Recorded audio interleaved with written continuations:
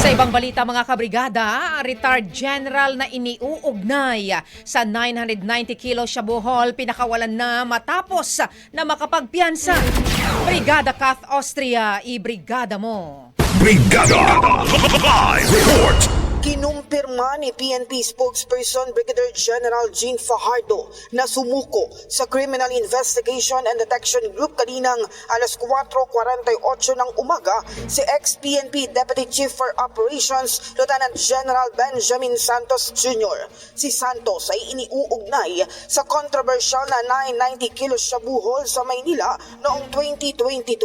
Nauna na itong nagpadala ng surrender fillers sa pamamagitan ng kanyang abogado at naiulat na lumabas ng bansa noong January 8. Sinabi ni Fajardo binasahan siya ng warrant of arrest paglapag sa NAIA Terminal 1 na inisyu ng Manila Regional Child Court Branch 44 na may kaugnayan sa paglabag sa Section 92 ng Republic Act 9165 o Comprehensive Dangerous Drugs Act of 2002 at dumaan sa normal booking procedures. Nakapaghain na rin ito ng piyansang 200,000 at nai-release sa kustodiya ng CIDG kaninang alas 9:22 ng umaga.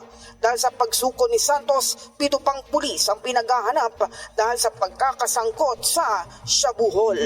In the heart of changing lives, ito si Brigada Kath Austria ng 105.1 Brigada News sa Manila, the Music and News Authority. Brigada Balita Nationwide sa tanghali. Ang bahaging ito ay hatid sa atin ng Mom's Love ES1 Capsule. Simulang tuparin ang pangarap ng iyong anak. And starting now,